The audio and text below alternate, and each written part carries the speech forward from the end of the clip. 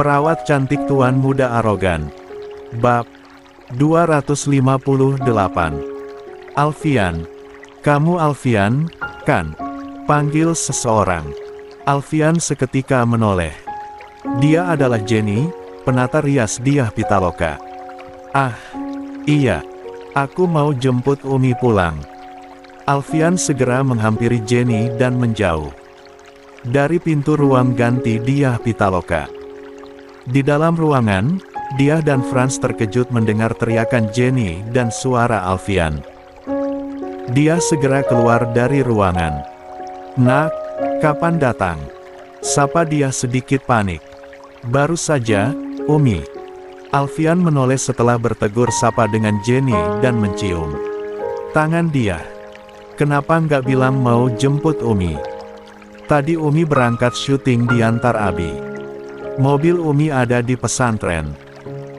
Jadi aku ke lokasi buat jemput Umi. Abi sedang di Masjid Istiqlal, ada takbir akbar belum selesai, jawab Alfian. Ganteng banget, Mil Alfian buat aku aja boleh. Rajuk Jenny genit seraya mengedip. Nakal. Sudah taken. Seloroh dia dengan hati kebat-kebit semoga Alfian memang baru saja datang dan tidak mendengar percakapan dirinya dengan Franz. Umi bisa ikut kawan Umi sebetulnya. Kamu sama Ilham, kan? Enggak, sendiri. Aku kan mau jemput Umi, bukan mau jemput Camila, jawab Alfian. Siapa itu Camila? Ah, rupanya benar sudah ada pawangnya.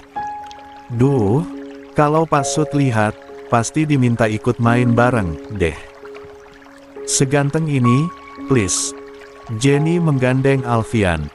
Alfian tentu saja kaget. Dia cepat-cepat menepis tangan Jenny dengan halus. Umi sudah selesai syuting? Tanya Alfian. Satu scene lagi, ini lagi break sebentar karena Pak Sud lagi diare, dari tadi bolak-balik toilet, jawab dia. Sekilas, dari sudut matanya, Alfian melihat Franz keluar dari ruangan dia. Kebetulan lorong yang samar dari cahaya memudahkan Franz menyelinap. Ya, sudah aku tungguin saja, jawab Alfian. Umi, Tek, ya. Panggil Lujan, sang astrada yang muncul kepalanya saja di balik pintu ruangan besar. Okel, sahut dia. Umi tek dulu. Kamu bisa lihat Umi, ayo. Dia menggandeng Alfian, diikuti Jenny yang terus mengedip manja menggoda Alfian. Sepanjang melihat adegan dia bersama lawan mainnya Alfian sebetulnya gelisah. Kenapa Franz harus diam-diam menyelinap pergi? Bukankah dirinya sudah kenal dengan Alfian saat mengusut perihal penculikan Camila? Pantas saja sikapnya selalu gugup kemarin. Ternyata ada sesuatu. Alfian merasakan sorot mata yang aneh di mata Franz. Kemarin, Alfian tidak bisa menerjemahkan sorot mata Franz padanya. Kini dia mengerti, sorot mata itu adalah sorot mata kerinduan seorang ayah pada anaknya. Ingatan Alfian melambung ke masa lalu. Mengingat-ingat sikap Wiratama. Dulu, Wiratama selalu memanjakan Alfian. Tapi kemudian berubah menjadi dingin serta tak lagi merangkulnya. Alfian kecil merasa kehilangan sosok ayah dalam diri Wiratama. Hai, Assalamualaikum. Sapa Lujan seraya mencolek lengan Alfian. Itu adalah panggilan yang kesekian kalinya. Alfian tergeragap. Dia tidak sadar sudah melamun terlalu lama. Anda anaknya Umi Dyah yang kuliah di Kairo itu? Sapa Lujan. Alfian mengangguk. Ada yang ingin bertemu denganmu. Siapa? Tanya Alfian yang kali ini dia memakai setelan biasa.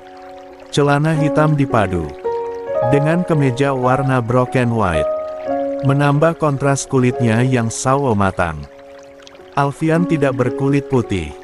Loknya tampak maco serta manly karena tubuhnya yang tinggi tegap, berotot serta berkulit sawo matang. Lujan mempersilakan Alfian menemui Sutoyo, sang sutradara. Mereka berkenalan dan Sutoyo tiba-tiba menawarkan sesuatu pada Alfian. Aku sedang mencari-cari pemain baru dengan tampilan macho seorang laki-laki. Berkarakter dan juga tampan. Saat melihatmu mengobrol dengan Jenny dan terdiam di sudut menunggui Umi dia syuting, aku jatuh cinta pada pandangan pertama, ucap Sutoyo. Alfian melongo. Ada apa ini? Dia Pitaloka muncul. Sutoyo tersenyum. Aku jatuh cinta pada pandangan pertama dengan anakmu, Umi. Sahut Sutoyo. Jangan bilang. Apa ku bilang? Pak Sutoyo lagi cari pemain baru laki-laki untuk judul sinetron terbarunya. Beliau ingin wajah baru biar fresh. Ucap Jenny menyela ucapan dia. Oh, no. Tidak boleh. Dia segera menggamit lengan Alfian. Anakku tidak boleh terjun ke dunia showbiz. Kenapa tidak boleh? Kalau anakmu mau bagaimana? Tanya Sutoyo. Kamu nggak mau kan, sayang?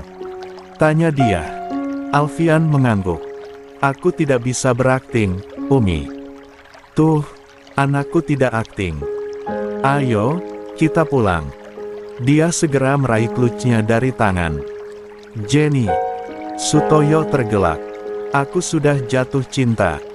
Maka siapa yang mendapatkan cinta dariku? Dia tidak akan lolos dari usahaku agar bisa syuting bersamaku, ucap Sutoyo. Dia menggeleng berulang kali dan cepat-cepat menggeret Alfian dari tempat itu menuju tempat parkir. Kenapa Umi tak mengizinkan aku ikut syuting? Tanya Alfian. Bisnismu sudah banyak. Umi dan Abi berhasil mengembangkannya. Siapa yang akan menghandle? Kami sudah sepuh, kamulah nanti yang mengurus semuanya, jawab dia. Seraya masuk ke mobil, Alfian tersenyum. Dia membayangkan reaksi Camila andai mengutarakan maksud Sutoyo tadi. Apa ya kira-kira pendapat Camila kalau aku ikut syuting kayak Umi? Alfian memasang seatbelt. Nah, Camila sepertinya tipe pencemburu. Dia juga tidak akan mengizinkanmu terjun ke dunia yang Umi jalani. Sebetulnya ada alasan khusus kenapa dia tidak mau Alfian terjun ke dunia entertainment.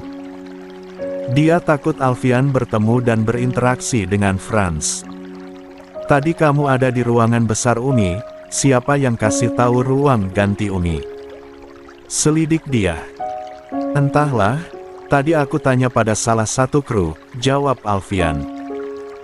Tadi saat Umi dengar kamu dipanggil Jenny itu kamu baru datang, kan? Iya. Kenapa? Tanya Alfian. Alfian paham, ada kekhawatiran dalam diri dia percakapannya dengan Franz didengar olehnya. Tampak dia bernapas lega. Alfian pun menghela napas dalam. Dia ingin sekali pura-pura tidak mendengar semuanya. Tapi Alfian sungguh penasaran. Sangat penasaran. Sepanjang perjalanan, Alfian mencoba menghilangkan gundah di hatinya dengan mengobrol hal lain dengan dia. Keduanya tampak terlibat obrolan yang cukup seru. Hingga mereka tiba di rumah. Alfian masih saja gundah. Bagaimana tidak gundah? Percakapan dia dan Franz sungguh sangat mengejutkan. Umi, mau aku bikinkan es teh manis? Tawar Alfian. Boleh, pakai gula diet yang di box kuning, ya. Sahut dia seraya duduk di sofa lalu menyalakan televisi dengan volume pelan. Alfian sigap membuatkan minuman kesukaan dia. Pikirannya benar-benar kalut hingga lupa menambahkan gula. Ini, Umi. Alfian segera memberikan gelas besar berisi es teh manis. Dia menyeruputnya. Harusnya pakai madu ya tadi. Ini mana manis-manisnya? Kamu lupa pakai gula. Dia beranjak dari duduknya menuju meja makan. Umi, panggil Alfian. Ya. Sahut dia seraya menuang madu ke gelas teh manis. Sebetulnya tadi aku mendengar seluruh percakapan Umi dengan Franz Geraldo. Apa benar Franz Geraldo adalah ayah kandungku? Ayah kandungku masih hidup? Tanya Alfian to the point. Diah Pitaloka menegang. Gelas yang berada di genggamannya terasa ringan. Gelas itu sukses meluncur jatuh dari genggamannya. Dia gemetar bukan main. Kediaman Wiratama. Alfian berdiri di tepi kolam renang. Kembali melintas ingatan tentang kenangan buruknya di masa lalu. Olivia, sang nenek yang dengan jelas mendorong serta menenggelamkannya ke dalam air hingga dia kesulitan bernapas. Alfian kecil tidak bisa berenang. Kekuatan mungilnya tak cukup mampu melawan kedua tangan neneknya saat itu. Tak ada seorang pun yang bisa dia mintai tolong. Alfian kecil ketakutan, tenaganya melemah. Air sudah banyak masuk melewati tenggorokannya. Dirinya tenggelam semakin dalam tapi lalu terdengar teriakan Wiratama. Tangan kokoh dan kekar itu merangkul dan memeluknya keluar dari air kolam. Sebelum pandangannya gelap gulita, Alfian kecil tak melihat sang nenek. Dia hanya melihat kepanikan di wajah Wiratama. "Fian," panggil Anissa lembut. Alfian tergeragap. Dia kembali tersadar dari lamunannya. "Ayo, masuk. Makanan sudah siap." Anissa merentangkan tangan pada Alfian. Anissa yang bertubuh tinggi bak model tidak seperti Diah Pitaloka yang memiliki postur tubuh standar. Tinggi Anissa nyaris sejajar dengan Alfian. Saat anak-anak sekolah dan Papa Tama bekerja, Mama sendirian di rumah. Tapi untunglah Dora dan Rangga pun sering menginap di sini. "Senang rasanya kamu datang." Anissa mempersilakan Alfian duduk. Alfian memandangi seisi rumah. Dulu, semasa kecil, Alfian merasakan kehangatan cinta dari seorang ayah di rumah ini. Sebelum Wiratama berubah tentu saja dan berakhir dirinya. Dan Yulia pergi dari rumah ini. Mungkin saat Papa Tama berubah, Papa tahu kalau aku bukan anak kandungnya. Batin Alfian. Kini aku mengerti kenapa dulu Papa Tama tak lagi menyayangiku. Alfian merasa pedih. Papamu sedang dalam perjalanan pulang sebentar lagi. Apa sebaiknya kita menunggu papamu pulang? Ujar Anissa. Boleh, Ma. Jawab Alfian. Nah, makanlah dulu ala pertart buatan Mama. Umi Yuli dan Umi Diah bilang, kamu sangat menyukai klaper tart. Anissa tersenyum. Iya, Ma. Alfian merasa berselera seketika saat menghidu aroma klaper tart hangat di hadapannya. Harusnya Papa Tama pulang malam. Tapi mengetahui kamu datang, beliau cepat-cepat pulang. Si kembar pulang jam berapa? Tanya Alfian mulai menyendok klaper tart. Menjelang maghrib. Banyak ekskul di sekolahnya, maklumlah sebentar lagi ujian, jawab Anissa. Alfian manggut-manggut. Tak berselang lama Wiratama tiba. Dia tampak senang melihat Alfian di rumahnya. Sejak kepulangan Alfian dari Kairo, baru kali ini Alfian sempat ke rumah karena sibuk mengurusi Camila. Halo, Fian. Papa senang kamu akhirnya ingat rumah ini. Wiratama memeluk Alfian. Maaf, jika Fian ganggu jadwal Papa hari ini, sahut Alfian. Tak apa-apa. Papa senang kamu datang. Oh, ya, nanti malam Rangga juga akan ke sini. Bersama Isadora dan si kembar. Tanya Alfian. Iya, mereka bilang akan menginap selama 4 malam di sini. Kacau benar besan Papa itu, pelit sekali memberi izin pada Dora dan Rangga menginap di rumah ini. Dumel Wiratama dengan senyum yang dibuat marah. Alfian tersenyum. Kamu juga menginap, kan? Tanya Wiratama. Alfian bingung karena dia tidak berencana menginap. Banyak baju Papa yang baru untuk baju salin, ujar Wiratama. Alfian hanya mengangguk. Kamarmu masih sama, tiap hari selalu dibersihkan Mama Anissa. Nak, tidak perlu pakai baju papamu. Mama sudah menyiapkan baju-baju di lemari. Kamarmu, kok? Ucap Anissa. Baiklah, kita makan dulu. Setelah itu baru kita bicara. Wiratama menepuk bahu Alfian. Anissa gegas mengambilkan nasi dan beberapa lauk pauk untuk Wiratama. Mamamu hebat. Dia melakukan apapun sendirian di rumah ini. Mengurus rumah, memasak, mengurus suami dan anak dikerjakan sendiri karena enggan memiliki asisten rumah tangga. Tapi papa selalu khawatir, mamamu akan lelah dan selalu sendirian. Maka, papa memaksa mendatangkan asisten rumah tangga pulang pergi, ucap Wiratama. Anissa tersenyum. Daripada aku sendirian tidak melakukan apa-apa. Lebih baik aku yang mengerjakan semua urusan rumah. Jadi sekarang ada mbak yang bantuin mama? Tanya Alfian. Anissa mengangguk, tapi tidak menginap. Mbaknya datang jam 6 pagi dan pulang jam 4 sore. Tapi kebetulan sudah 2 hari libur, anaknya sedang sakit. Ngomong-ngomong, bisnismu di sini berkembang dikelola Umi Diah. Papa senang mendengarnya. Sekarang kamu memutuskan tinggal di Indonesia. Sudah tentu kamu yang akan melanjutkan dan lebih memajukan bisnismu, ucap Wiratama. Alfian mengangguk. Terima kasih, Papa sudah berkenan memberiku modal yang banyak untuk memulai bisnis meski aku ada di Kairo. Papa bingung, Rangga sudah punya usaha sendiri. Kamu berencana berkarir sementara di Kairo, menjadi dosen di sana.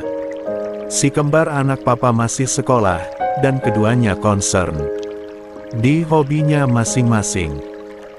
Pada siapa papa mewariskan bisnis turun-temurun papa, sementara kamu pun digadang-gadang pada akhirnya akan menjadi pimpinan ponpes dan mengelola bisnis Ustaz Ridwan, tutur Wiratama. Papa tak akan mungkin mewariskan bisnis papa padaku. Aku bukan anak kandung papa. Batin Alfian.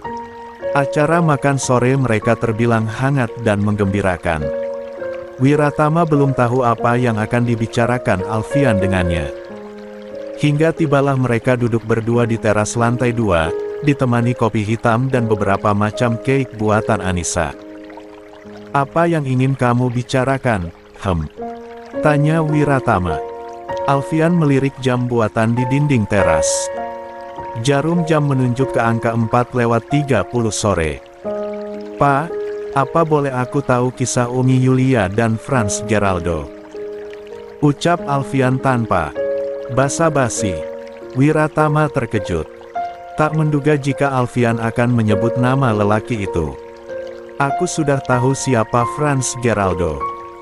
Aku tak sengaja mendengar percakapan Umi dengan Franz di lokasi syuting.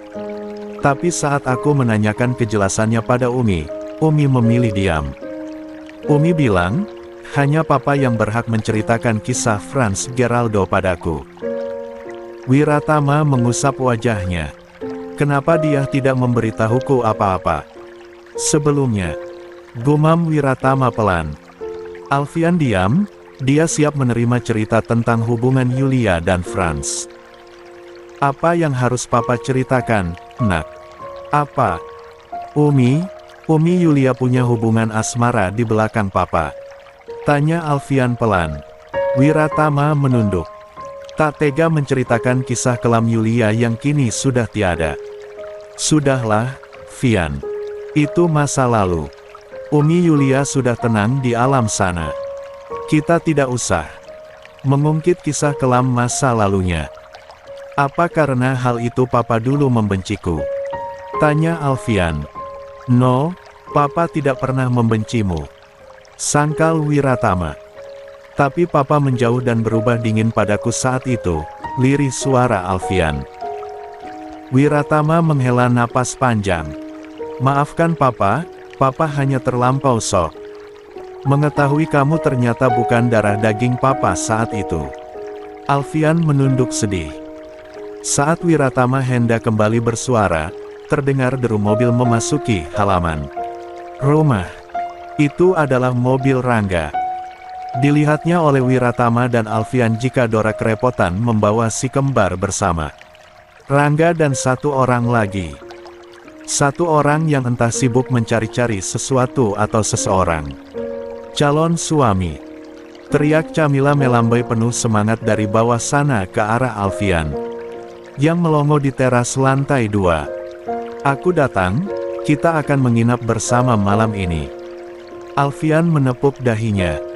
Kamu akan menginap di sini, bukan? Besok hari Minggu. Papa libur kerja. Nanti malam, kita bicara lagi. Wiratama menepuk bahu Alfian. Segera nikahi Camila. Kekeh Wiratama seraya bangkit dari duduknya. Tinggal Alfian yang masih melongo melihat Camila dengan baju kuno warna abu muda dan kerudungnya yang tidak berbentuk karena tanpa memakai dalaman. Kebiasaan. Pakai kerudung nggak pernah rapi. Mencong sana mencong sini. Gumam Alfian merasa geli dan senang melihat Camila ada di rumah Wiratama.